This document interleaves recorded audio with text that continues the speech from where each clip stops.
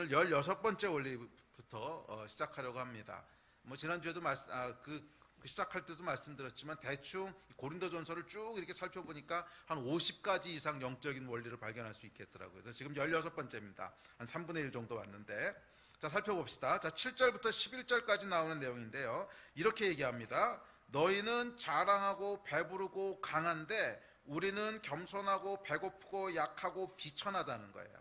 이 두 가지를 대비시키고 있죠. 너희는, 우리는, 이 두 가지를 대비시키고 있는데, 이 우리말 번역본이 약간 애매하게 써 있어가지고서 이게 이 사람들을 칭찬하는 건지 야단치는 건지 어떨 땐 헷갈리는데요. 그 뒤에 보면 분명하게 써 있습니다. 내가 너희를 부끄럽게 하려고 이걸 쓴 건 아니지만, 그러면서 내가 갈 때 어떡하나 보자 이러고 바울이 얘기하는 걸로 봐서 이게 야단치는 겁니다. 야단치고 있는 거예요. 고린도 교회 성도들에 대해서 너희 지금 뭐 하고 있는 거냐, 야단치고 있는 얘기입니다. 그래서 두 가지를 대비시키는데, 고린도 교회 성도들이 살고 있는 삶과 사도 바울과 그의 동료들이 지금 살고 있는 삶을 대비를 시킵니다. 이게 무슨 대비겠어요? 혼으로 살아가는 삶과 영으로 살아가는 삶을 대비시키고 있는 거죠. 너희는 지금 혼을 쫓아서 열심히 살고 있다는 거예요. 그런데 우리가 살아가는 영을 쫓아서 살아가는 삶이랑 어떻게 다른지 한번 보라는 거예요. 그 이야기를 하면서 고린도 교회 성도들을 권면하고 도전하고 있는 겁니다. 자, 그런데 혼을 쫓아 살아가고 있는 고린도 교회 성도들은 어떻다는 거예요? 너희가 어찌하여 자랑하느냐?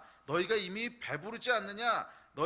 너희는 강하지만 우리는 약하고, 너희는 존귀하지만 우리는 비천하다. 자, 혼으로 따라가는 삶은, 혼을 따라 사는 삶은 추구하는 것이 있는데, 어떤 것을 추구하냐면 자랑하고 배부르고 강하고 존귀해지고 이런 것들을 추구한다는 거예요. 뭐 그럴 수밖에 없는 것이, 혼이라고 하는 것은 그냥 눈에 보이는 것을 따라 사는 삶입니다. 그래서 우리의 육과 혼은요, 눈에 보이는 것을 추구하게 돼 있습니다. 눈에 보이는 것들을 추구하다 보니까 이 세상에서 자랑할 것들, 또 이 세상에서 나를 배부르게 할 것들이, 배부르다고 하는 것은 꼭 먹는 것뿐만이 아니라 나를 만족시키는 이 세상의 것들, 그 다음에 더 강해지고 싶고, 뭐 강하다고 하는 건 더 큰 권력을 갖고 싶은 거죠. 더 존귀한 자리에 올라가고 싶고, 더 많은 사람들의 인정을 받고 싶은 거죠. 이런 것들이 여러분 혼을 따라가는 삶의 특징이라는 거예요. 그런데 반면 영을 따라가는 삶의 특징들은 그것하고 정반대의 모습을 보인다는 거예요. 정반대의 모습을 보이는데, 어떤 모습이냐면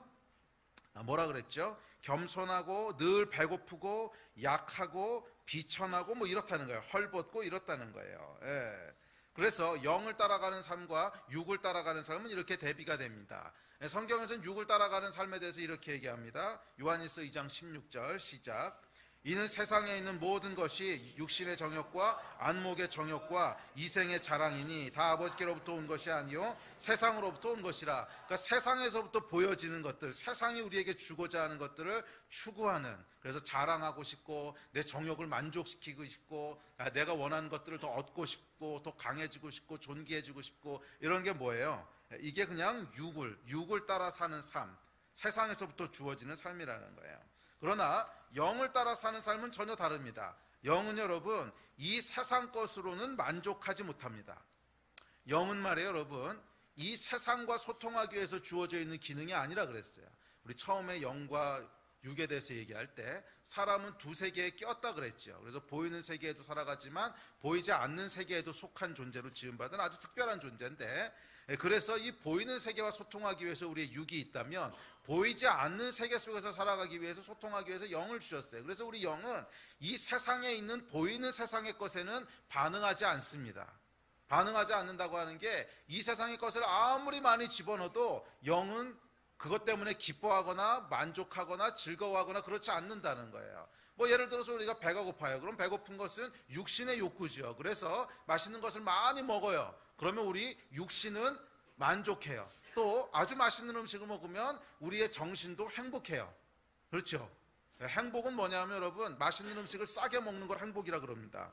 이게 제가 한 말이 아니고 제가 옛날 신학교 다닐 때 신학교 교수님이 하신 얘기예요.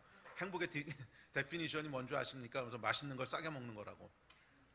자, 근데 이건 우리 육을 만족시켜요. 그렇지만 아무리 맛있는 음식을, 아무리 그 산의 진미 같은 음식들을 배부르게 먹어도 영은 그것 때문에 만족하지 않습니다. 영이 배고프고 영이 목마른 것은 우리 육신의 욕구를 아무리 많이 채운다고 해결되는 게 아니에요. 아무리 배가 불러서 행복하고 배를 두드리고 있어도 우리 영혼의 배고픔이 있으면 그것은 여전히 배고픔으로 그냥 남아있잖아요. 우리의 영은 여러분 세상의 것에 반응하지 않습니다. 아무리 배불러도 영이 그것에 반응하지 않고요. 우리의 그 삶이 뭐 강해지고 존귀해져도 뭐 아무리 존귀한 자의 자리에 올라도 뭐 재벌 총수가 되고 대통령이 돼도 영은 만족하지 않습니다. 그래서 여러분 많은 재벌 총수들이 이 삶을 다 마치고 죽을 때 뭐 그것 때문에 행복했다고 얘기하는 사람은 거의 못 본 것 같아요. 왜? 돈이 많고 존귀한 자리에 올라고 많은 사람이 인정을 해주면 우리의 육은 만족을 해요. 육도 만족하고 뭐 돈 있으니까 만족할 수 있지. 이제 필요한 거 사고 맛있는 거 먹고 또 뭐 사람들이 아이고 총수님 뭐 인정해 주니까 우리의 정신도 우리의 혼도 만족스러운 것처럼 느낄 수 있어요. 그런데 왜 마지막 순간에 인생이 별로 만족스럽지 않다라고 다 얘기하냔 말이야. 뭐예요? 영의 배고픔이 있는데 그건 하나도 채워지지 않은 거야. 그래서 이 세상의 것으로는 여러분 영이 반응하지 않습니다.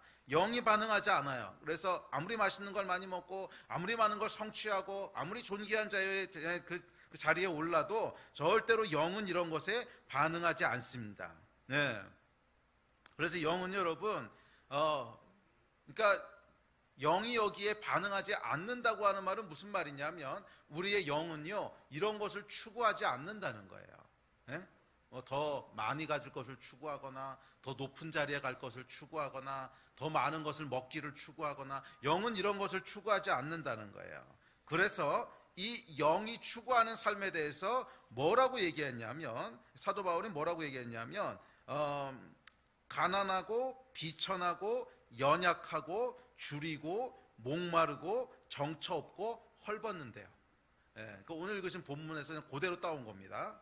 가난하고 비천하고 연약하고 줄이고 목마르고 정처 없고 헐벗는다는 거예요. 영을 추구하는 삶이라는 거예요. 오해는 하지 마십시오, 여러분. 영적인 삶을 산다고 하면 반드시 가난하고 비천하고 줄이고 목마르고 이래야 된다는 뜻은 아닙니다. 만약 영적인 것이 이런 것이라면 수도승들 말고는 아무도 영적인 사람이 없겠죠. 뭐 그렇다는 얘기는 아닙니다. 예.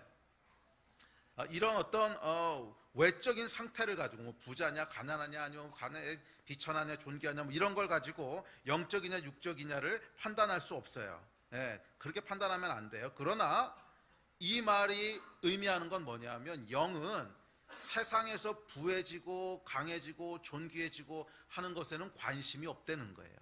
거기에는 전혀 반응하지 않는다는 거예요. 전혀 반응하지 않는다는 것을 이제 대비해서 쓴 것이 그래서 가난하고 메마르고 헐벗고 비천하고 뭐 이렇다는 거예요. 예. 자, 그래서 영은 이런 것에 전혀 반응하지 않기 때문에 영은 이런 세상 것들을 추구하지 않고 사랑하지 않기 때문에 필요하다면 얼마든지 이런 것을 내려놓고 버릴 수 있다는 거예요. 그게 영적인 삶이에요. 뭐 우리가 영적인 삶이 되기 위해서 일부러 우리한테 있는 뭐 부도 다 내버리고 편안한 삶도 다 내버리고 정말 수도승처럼 일부러 고난을 찾아가야 되느냐? 아니요, 여러분. 이것은 성경적인 영적인 개념이 아닙니다. 그건 잘못된 금욕주의인데. 예. 그래서 그런 것을 추구하는 것이 영적인 건 아니에요. 잘 들으십시오. 가난을 일부러 추구하고 비천해지는 것을 일부러 추구하고 그런 게 영적인 건 절대 아니에요. 그런데 영적인 삶은요, 그런 것보다 더 다른, 더 소중한 가치들을 추구하기 때문에 필요하다면 이런 것들을 얼마든지 내려놓을 수 있다는 거예요. 그게 영적인 삶의 비결입니다. 바울에게는 여러분, 이 세상에서 누리려면 누릴 수 있었던 어떤 수많은 그런 권리들이 있었어요. 뭐 바울은 가말리엘 문화에서 자랐고 로마 시민권이 있었고 뭐 그 당시에 편안하게 살려면 얼마든지 편안하게 살 수 있었어요. 그렇지만 바울에게 더 소중한 어떤 가치가 있었을 때, 그것을 발견했을 때 그게 뭐예요? 이 천국 복음을 모든 민족에게 증언해야 된다고 하는 하나님 나라를 향한 더 소중한 가치가 바울에게 보여졌을 때 바울은 그가 가지고 있던 모든 권리들을요 전혀 고민하지 않고 그냥 내려놨어요. 이게 영적인 거라는 거예요. 영적인 것은 여러분 그래서 이 매이지 않는 거예요. 이 세상 것들에 매이지 않는 거예요. 이해가 되세요? 일부러 막 내려놓고 포기하고 하는 것은 그것은 어떻게 보면 자기 기만이거나 또는 뭐 다른 사람들에게 인정받기 위한 잘못된 동기에서 나온 걸 수 있어요. 그래서 영적인 삶이 꼭 가난하고 청빈하고 헐벗고 하는 것을 추구하는 것은 아니에요. 추구하는 것은 아니에요. 이 차이를 잘 인식하시기 바랍니다. 이것을 억지로 추구하는 건 아니에요. 추구하는 게 아니라 뭐냐 하면 그냥 관심이 없는 거야, 영은. 아시겠어요? 거기에는 반응을 그냥 하지 않는 거야. 예? 아무리 맛있는 음식을 많이 먹어도 영에는 아무런 만족이 없듯이 그냥 simply 다른 세상에 속해 있기 때문에 이 세상 것을 아무리 뭐 만족을 주고 어쩌고 저쩌고 해도 여기에는 아무 의미가 없는 거예요. 아무런 반응을 하지 않는 거예요. 그래서 영은 이 세상 거에 대해서 뭐 버리지도 않지만 그렇다고 추구하지도 않는, 그래서 매여 있지 않은 거예요. 매여 있지 않은. 그게 아마 가장 정확한 표현인 것 같아요. 매여 있지 않은. 그래서 하나님이 필요에 따라서 누려라. 그럼 얼마든지 누리지만 또 하나님께서 아니야 그거 말고 조금 더 중요한 일이 있어. 그러면 얼마든지 쉽게 내려놓고 갈 수 있는. 왜? 매여 있지 않으니까. 그게 영적인 삶의 원리입니다. 우리가 여러분 혼을 쫓아서 살아가면요 세상 것에 매이게 돼요. 매이게 돼. 어떻게 하면 조금 더 배부를까? 어떻게 하면 조금 더 존귀해질까? 어떻게 하면 조금 더 사람들에게 인정을 받을까? 이것에 매이게 돼서 훨씬 더 중요하고 가치 있고 의미 있는 일들이 우리 앞에 주어진다고 해도 이걸 놓고 나오지를 못해. 그냥 거기에 매여 있어. 그래서 결국 우리 앞에 놓여 있는 복들을 누리지 못하는 거죠.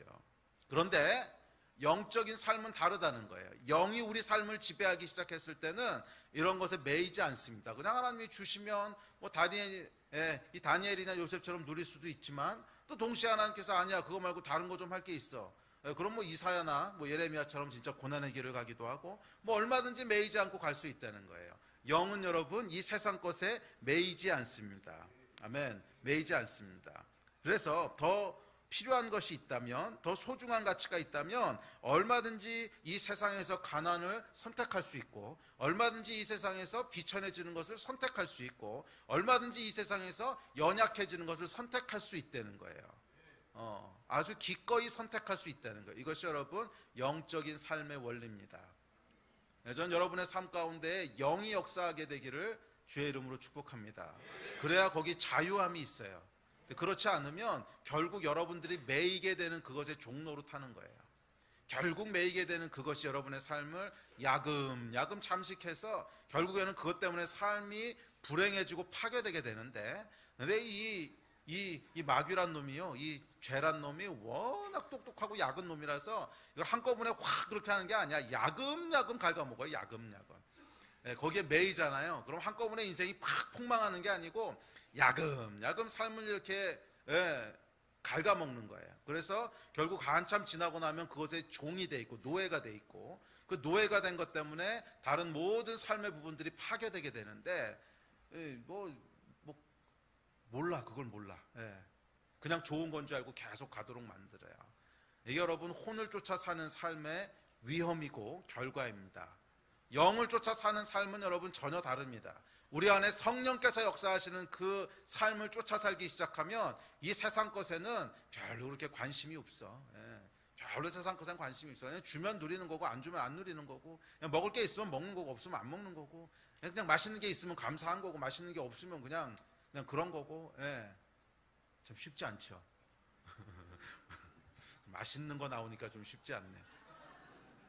근데 약간 우리의 영을 쫓아 살아가는 삶의 특징은 이 세상 것에 중립적인 거예요. 거기에 반응하지 않는 거예요.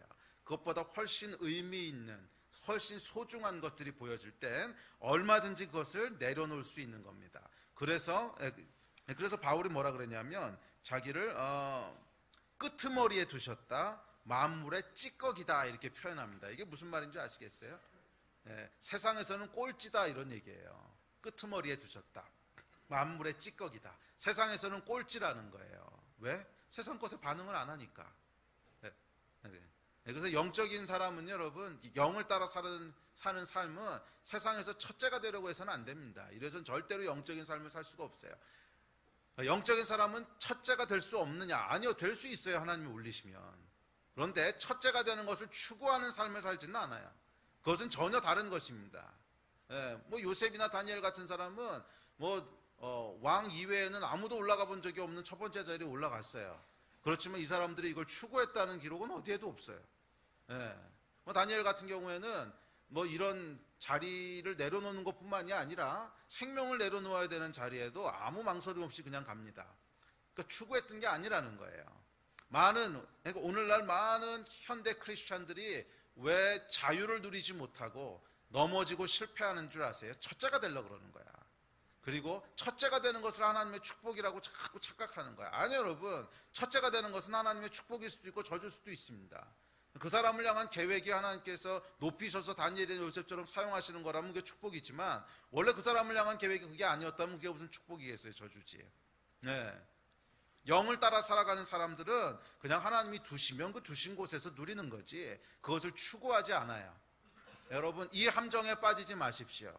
오늘날 수많은 그리스도인들이, 현대 그리스도인들이 성공이라고 하는 신화를 영적이라고 하는 것으로 포장해서 이상한 신학들을 만들어냈어요. 이상한 신학들을 만들어내서 결국 이 첫 번째 자리에 올라가고 싶어하는 우리의 육체의 정욕과 안목의 정욕과 이 욕심들을 마치 하나님의 축복과 영적인 것인 양 포장해서 잘못 사용하고 있다는 거예요.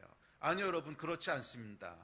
바울은 뭐라 그랬냐면, 너희는 강하고 너희는 배부르고 너희는 존귀하지만 우리는 비천하고 헐벗고 목마르고 만물의 찢기같이 되었다 그랬어요. 이게 영을 따라가는 삶이었다는 거예요. 바울의 삶 가운데는 그 상황이나 시대 자체가 예수를 따라가는 삶이 높은 곳에 올라갈 수는 없는 시대였어요.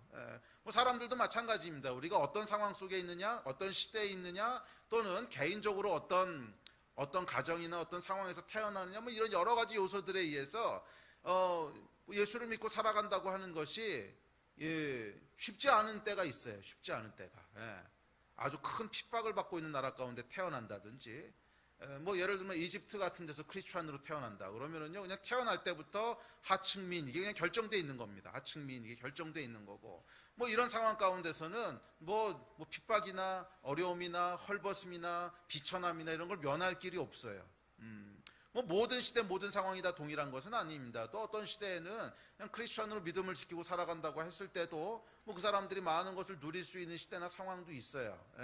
그렇지만 우리가 비천함에 처하든 부요함에 처하든 그것은 우리의 혼의 반응일 뿐이고, 영은 그런 것에 무관하다는 거예요. 그래서 영은요, 여러분, 진짜 영을 쫓아 살아가는 사람은 이런 상황 가운데 들어갔을 때 그것을 벗어나기 위해서 목숨 걸고 발버둥 치지 않습니다. 목숨 걸고 발버둥 치지 않아요. 이 가난을 어떻게 하면, 이 비천함을 어떻게 하면, 이 핍박을 어떻게 하면, 그냥 이걸 피하려고요, 목숨 걸고 발버둥 치지 않아요. 그냥 하나님이 두셨으면 그냥 이렇게 사는 거지 그것보다 더 소중하고 더 가치 있는 것을 추구하기 때문에 그래요.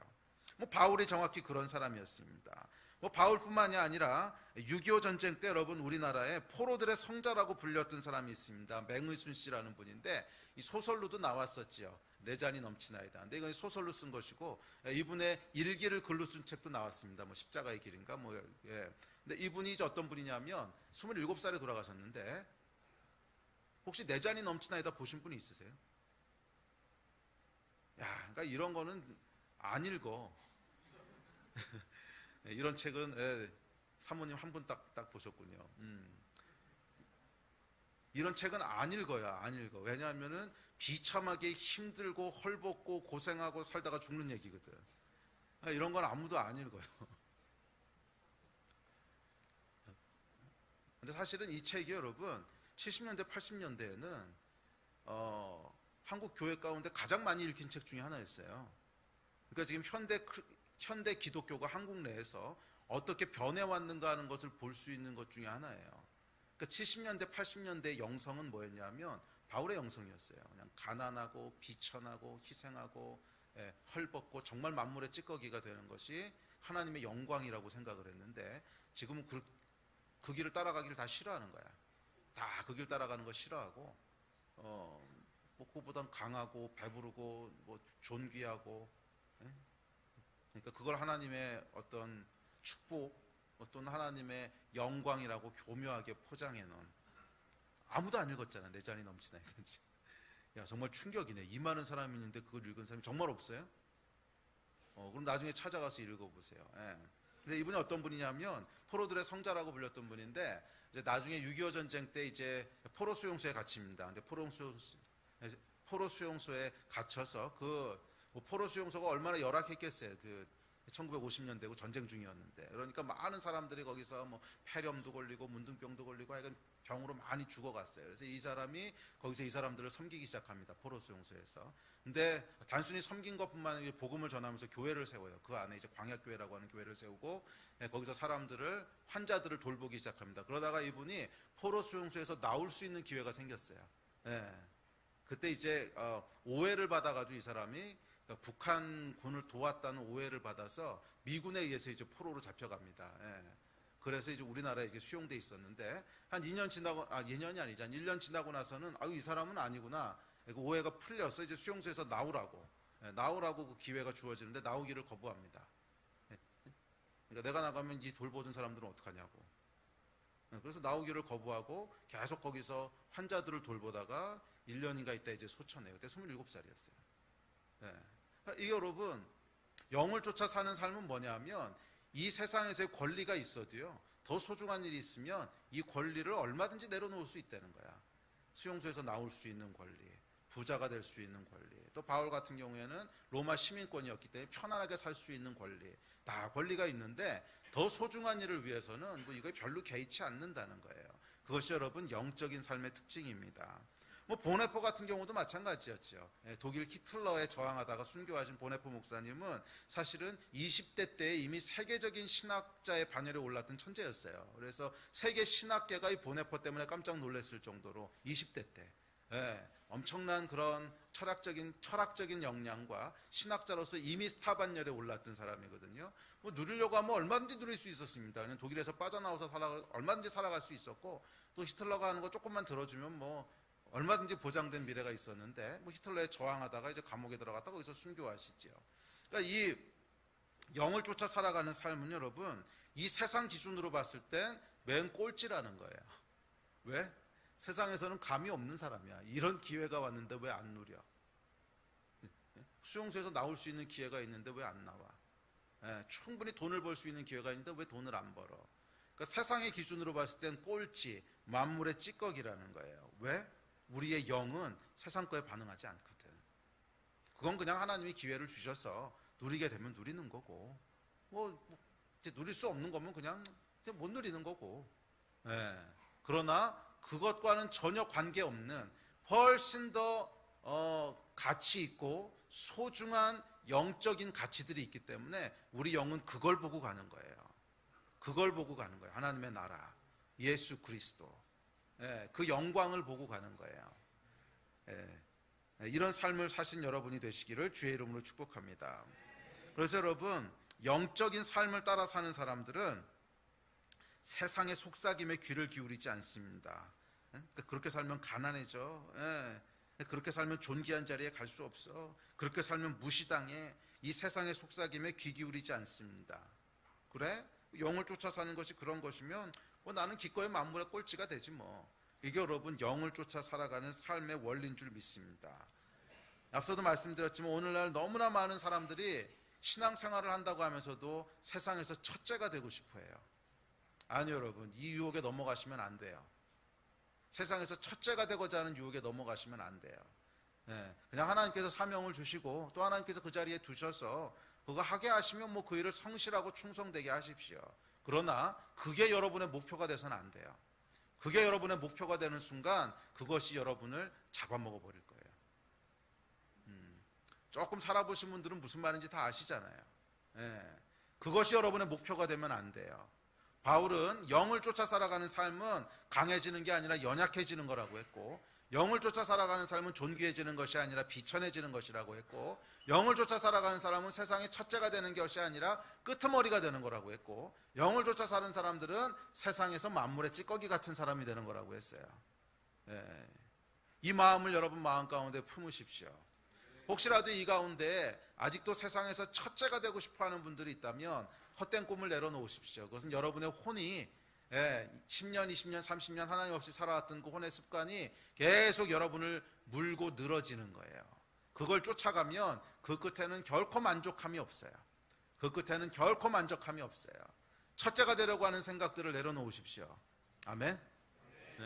그냥 영적인 것에서 첫째가 되겠다고 하는 욕심만 가지세요. 나는 세상에 누구보다도 하나님을 사랑하는 사람이 될 거야.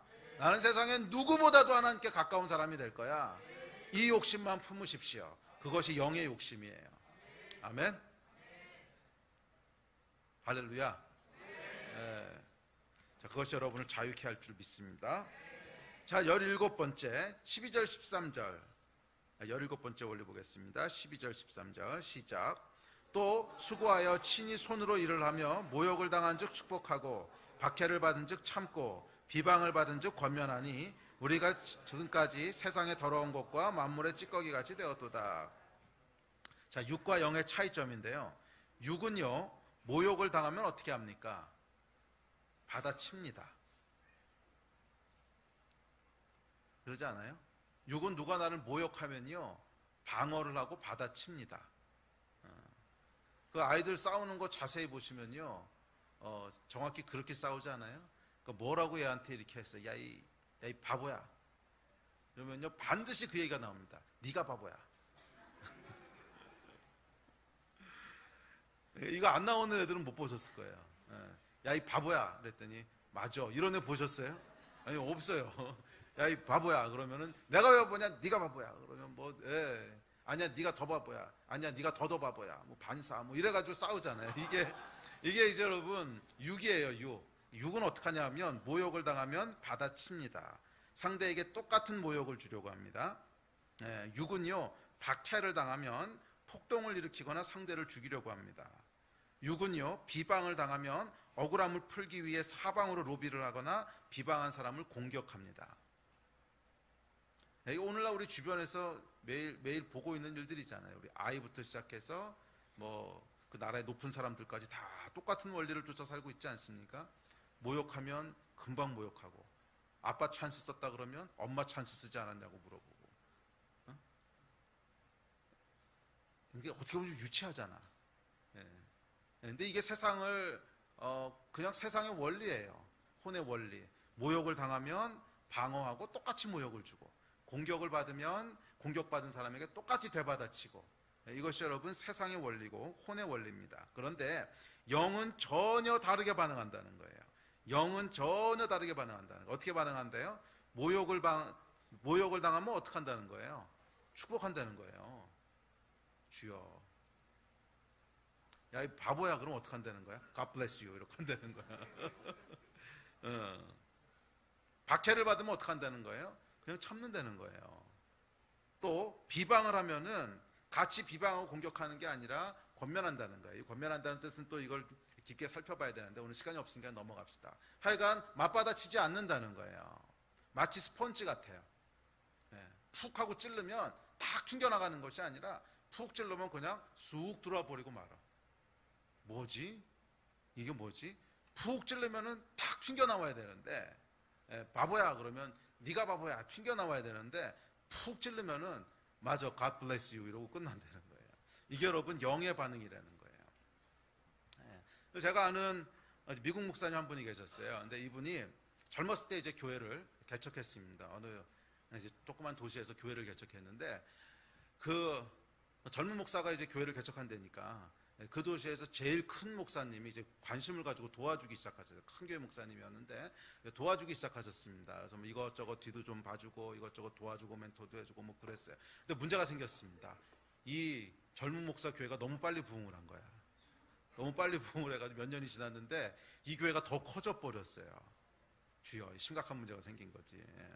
그랬더니 이 나이 많은 큰 교회 목사님이 좀 시험에 드셨습니다. 그러니까 질투 귀신이 붙은 거죠. 그래서 시험에 들어가지고서 이분을 공격하기 시작했습니다. 그래서 비방하기 시작한 거예요. 뭐 이 사람 이런 문제도 있고 나쁜 놈이고 뭐 저것도 어쩌고 계속 비방하기 시작한 거예요. 그러다가 그냥 말로만 비방했으면 괜찮은데 그 동네에 있는 크리스천 신문에다가 이분을 비방하는 10몇 가지 조항들을 조목조목 써가지고 신문에 기고를 해버린 거예요. 그러니까 이 목사는 이게 잘못됐고 저런 문제도 있고 무슨 문제도 있고 뭐 돈 문제도 있고 뭐가 있고 쫙 10몇 가지를 써가지고서 이제 신문사에다 기고를 한 겁니다. 그러니까 이 목회하는 입장에서는 치명적인 거잖아요. 그래서 그 젊은 교회 목사님 성도가 그 신문에 난 걸 보고 막 들고 왔어요. 목사님 큰일 났습니다. 이거 보셨습니까? 그러면서 신문 기사를 이렇게 보여줬어요. 이분이 이렇게 읽어보더니 반응이 뭐였냐면 몇 개는 맞네요. 예. 대부분 맞는 말이네요. 그런 거예요, 그냥. 대부분 맞는 말이네요. 그러고 아무 반응을 안 보였었어요. 아무 반응. 이게 여러분 영적인 사람이 보이는 반응이에요. 예. 예? 되받아 친 게 아니고, 아니 뭐 이런 놈이 됐어. 우리도 신문에다 내. 뒷조사해. 그래가지고 큰 교회 목사님 뒷조사 쫙 해가지고 신문에다가 내서 뭐 이렇게 한 게 아니라 이렇게 보더니 오 대부분 맞네요. 이러고 그냥 끝낸 거예요. 근데 물론 그 중에는 이제 과장되고 거짓말이 뭐 태반이 그런 거였죠. 태반이 그런 거였는데 그 중에 맞는 말도 많네요. 뭐 이러고 끝낸 거예요. 이게 여러분 영적인 사람의 특징입니다. 맞받아치지 않는 거예요.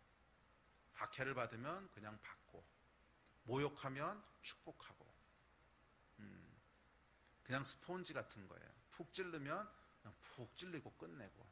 근데 여러분 참 재밌는 게 뭔지 아세요? 그리고 시간이 많이 흐릅니다. 한 20년쯤 흘렀는데 중간에 큰 교회 목사님은요 목회가 망했어요. 그래서 망해서 교회가 없어졌나 뭐 이미 쫓겨났나 그리고 나중에 어떻게 됐냐면 이 큰 교회 목사님이요 말년에 이 젊은 목사님이 하시던 교회에 부목사로 들어가서 평생을 이분을 섬기고 도와주다가 아름답게 솟쳐났었어요. 그러니까 중간에 이분이 회개를 하신 거죠. 중간에 쫓겨나고 나서 이제 회개하시고, 그러니까 감사한 거죠. 이제 회개하시고 그다음에 신문에다가 다시 기고를 하셨어요. 사실은 내가 그때 젊었을 때 뭐 이러저러 저러저 해가지고 이 사람을 비방했는데 뭐 그중에 태반은 거짓말이었고, 그래서 화해를 하신 거죠. 화해를 하고 뭐 이분이 이제 나이가 많아서 은퇴하셨으니까 나이 많은 분이니까 말년에 이분 교회에 이제 스태프로 들어가가지고 이게 미국이니까 가능한 것 같긴 해. 근데 이분 교회 은퇴하시고 난 다음에 스태프로 들어가가지고서 그 소천하실 때까지 잘 동역하시다가 이제 소천하셔서 돌아가시고.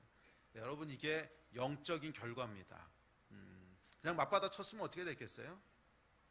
맞받아 쳤으면 절대로 이런 결과가 안 나오죠. 그냥 뭐 개싸움 하다 끝나는 거지. 뭐 네가 맞냐 내가 맞냐 뭐 이러다 끝나는 거잖아. 하나님께서는 그렇게 일을 처리하지 않으신다는 거예요. 영적인 삶을 사는 것에는 반드시 결과가 있습니다. 육의 삶도 결과가 있고요. 영의 삶도 결과가 있습니다.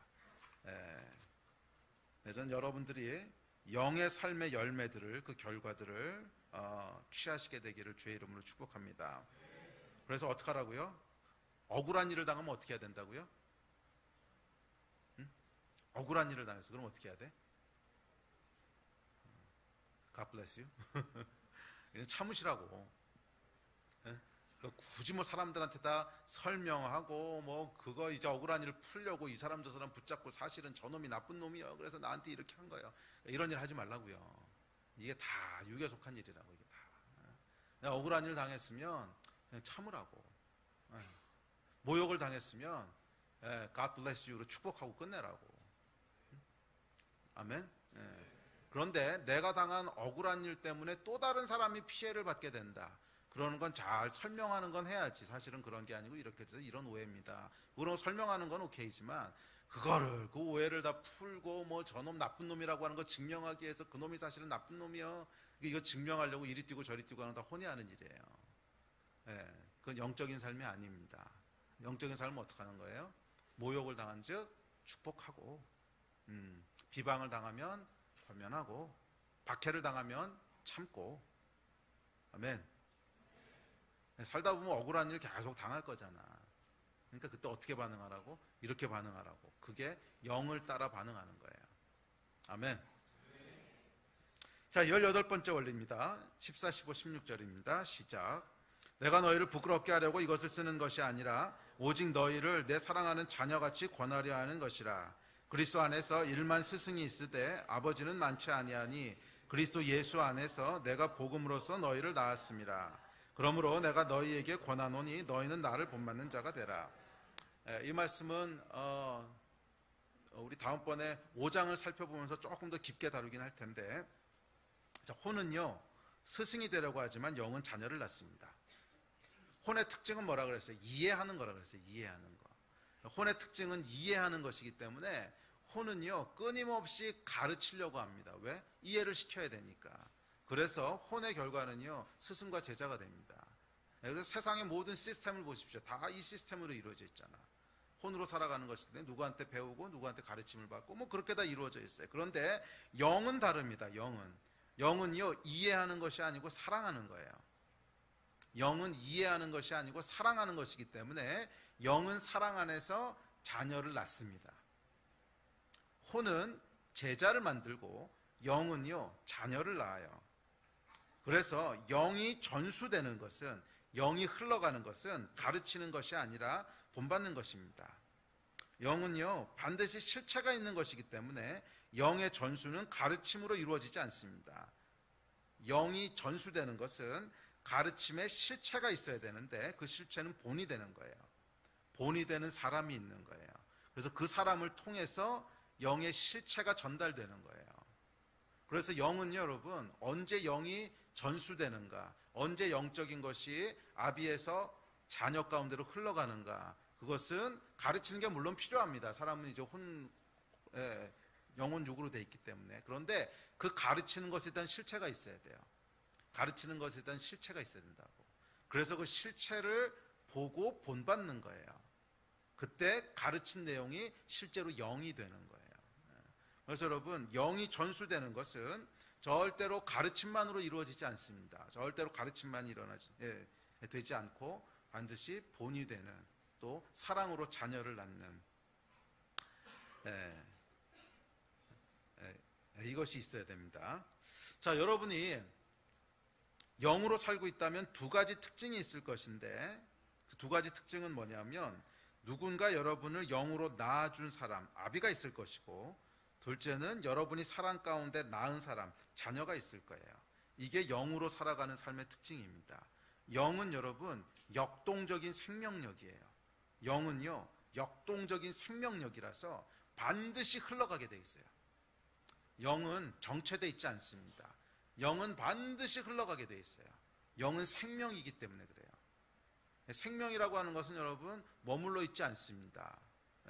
씨앗을 하나 심었어. 그럼 생명이 있다면 그 안에 변화가 일어나고 큰 나무가 나타나게 되지, 씨앗을 심어놓고 1년, 2년, 5년, 10년 지났는데도 아무런 변화가 아니라고 그냥 씨앗이야. 그럼 이건 죽은 거지. 이건 생명이 없는 거지. 그러니까 생명이 있다고 하는 것은 반드시 흘러가게 돼 있어요. 반드시 흘러가게 돼 있어요. 영은 여러분 생명이기 때문에 멈춰 있지 않습니다. 반드시 흘러가요. 반드시 흘러가는데, 그래서 누군가가 그 영의 흐름 속에서 여러분을 낳은 거예요. 이 가운데 여러분 영적인 아비, 어미가 없는 사람은 아무도 없어요. 누군가는 복음 안에서 영으로 여러분을 낳으니까 여기 있는 거야. 하나님께서는 아무런 사람도 통하지 않고 직통 계시를 통해서 이렇게 하나님을 알게 하는 이런 일은 하신 적이 없어요. 그건 하나님의 원칙이 아니에요.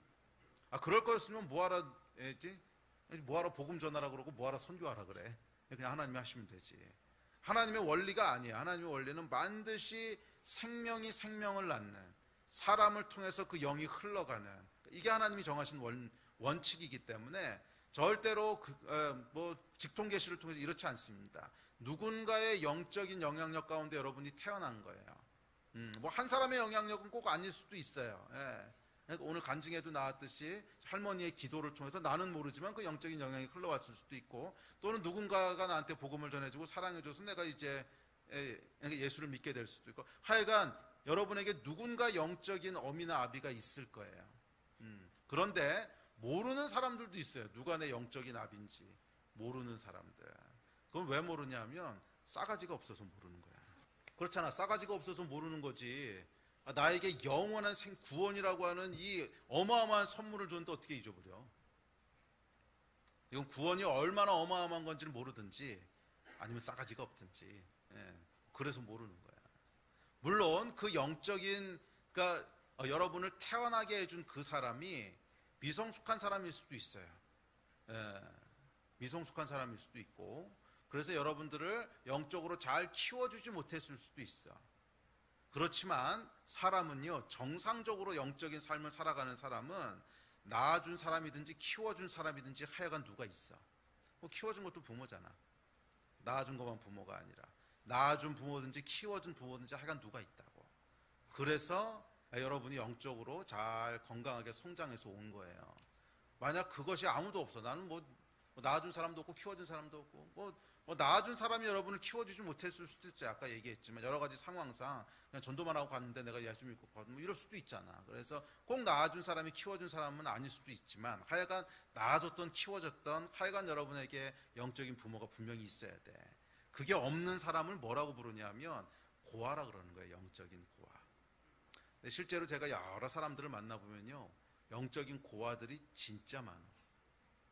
진짜 많아. 그러니까 누구로부터 이 생명을 받았고 또 누구로부터 이 돌봄 가운데 커왔는지 없어. 천상천하 유아독존이야. 근데 이런 영적인 고아들의 공통적인 특징이 있습니다. 진짜 공통적인 특징이에요. 첫째, 싸가지가 없어요. 진짜야. 진짜 싸가지가 없어. 그리고 야망이 많아. 이게 고아들의 특징이에요. 그다음에 셋째, 엄한 짓들을 많이 해. 그러니까 저건 절대로 하면 안 되는 건데 그냥 해. 예. 또 누구의 말도 듣지 않아요. 그냥 자기 고집과 자기 생각들, 이게 영적인 고아들의 특징인데 참 많아요. 참 많아요. 이게 참 슬픈 일이지. 예. 분명히 성경에 보면 성경은 영적인 고아로 사람들이 크지 않았거든. 영적인 고아로 크지 않았어요. 바울이 디모데를 낳고 또 디모가 그 다음 사람들을 키우고 뭐 쭉 이어져 오는 영적인 어떤 계보들이 있었는데 뭐 그런 계보도 없어. 계보도 없고 족보도 없고 가문도 없고 그냥 어디서 굴러먹다 왔는지 그냥 고아가 툭 튀어나와가지고 하나님의 사람이래. 이런 사람들이 참 많아요. 근데 저도 이제 한 20년 이렇게 목사로 살다 보니까요, 보면 대충 알겠어. 아, 고아구나. 대충 알겠어. 고아구나. 아, 이건 영적인 뭐가 있구나. 예. 고아로 여러분 잘하시면 안 됩니다. 고아로 잘하는 사람은요, 절대로 온전히 영이 성장하지 못해요. 표현을 어떻게 하면 좋을지 모르겠는데 영이 거칠어요. 영이 거칠고, 뭔가 약간 균형이 맞지 않고, 보면 어떤 부분은 굉장히 헌신돼 있고 은사도 굉장히 많고 그런 것 같은데 또 어떤 부분에 가보면 정말 형편없이 성장 안 한 부분이 있고 막 이래요. 그러니까 이게 이제 고아들의 특징인데, 고아들은 막 자기가 좋아하는 거 막 열심히 파가지고 은사는 개발이 되는데 이게 건강하게 균형 있게 큰 게 아니야. 그래서 보면 하여간 저는 거의 알겠어요. 요즘은 이제 사람들 만나서 조금만 교제해 보면 아, 그냥 고아구나. 이게 그냥 보여요. 근데 고아는 여러분 반드시 영적인 아비가 있어야 됩니다. 그래야만 건강하게 크지. 그렇지 않으면 그냥 고아로 살다가 끝나는 거예요. 고아가 되지 마십시오. 그래서 사실은 공동체가 참 중요한 거예요. 이 이야기는 이제 5장부터 나옵니다. 공동체에 대한 얘기는 제가 기도사역 갔다 와서 5장에서 계속 하겠습니다. 또 동시에 여러분에게는 영적인 자녀들이 있어야 됩니다. 그냥 내가 영적인 삶을 산다면 당연히 나의 삶을 보고 본받는 사람들이 나오지 않겠어요? 바울이 뭐라 그랬냐면 본받으라 그랬거든요. 그 본받는 게 아비됨의 어떤 특징이라고 얘기하는 거예요. 아비는 어떤 사람이냐면 본받고 싶은 사람이에요. 본받고 싶은 사람. 아, 저 사람을 보니까 나도 저렇게 되고 싶어. 아, 나도 저 사람으로부터 본받고 싶어. 이게 아비란 말이야. 그래서 여러분에게 영적인 자녀가 없다면 미안하지만 본받고 싶은 매력이 없는 거야. 그런 거 아니야? 자녀가 없다는 말은 본받고 싶은 매력이 없는 거야.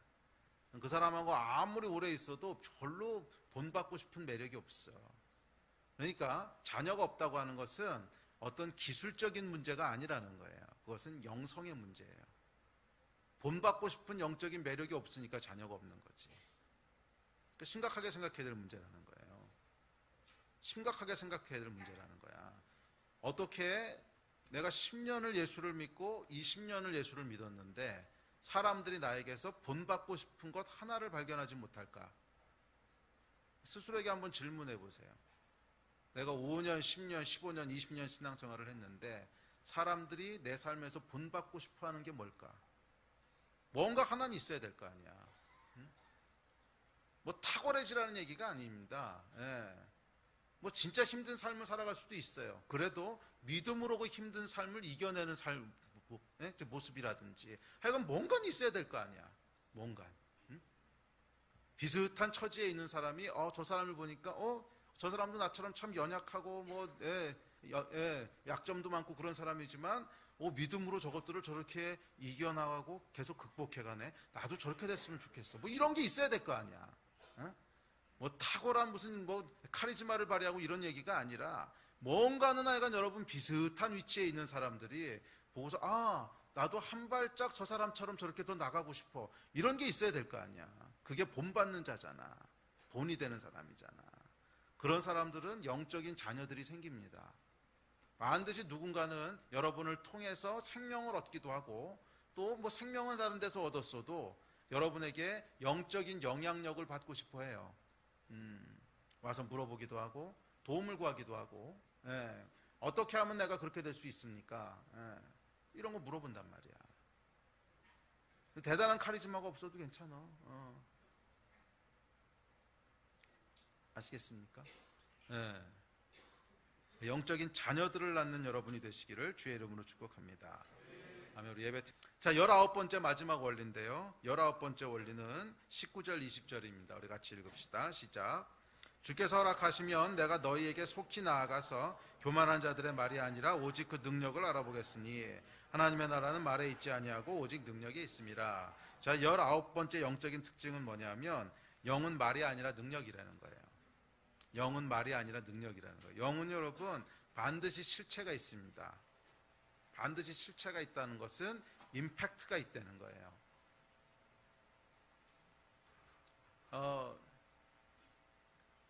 저기서 공이 날아오고 있습니다. 이렇게 말하는 것과 실제로 공이 날아오는 것은 다르죠. 공이 날아오고 있습니다. 이렇게 말하는 것은 아무리 이렇게 말을 해도 여기 아무런 임팩트가 없어. 그런데 실제로 공이 날아오면요. 임팩트가 있습니다. 유리창이 깨지든지 머리에 뭐가 맞든지 임팩트가 있잖아. 이게 실체라는 거예요. 실체. 영은 여러분 실체이기 때문에 뭔가 여러분들이 말하고 선포했는데 아무것도 일어나지 그런 거는 혼으로 한 거야. 영으로 한 일은 여러분 그렇게 되지 않습니다. 반드시 실체가 있어요. 그래서 능력이에요. 능력. 아멘. 이 이야기는 5장을 살펴보면서 조금 더 깊게 살펴봅시다.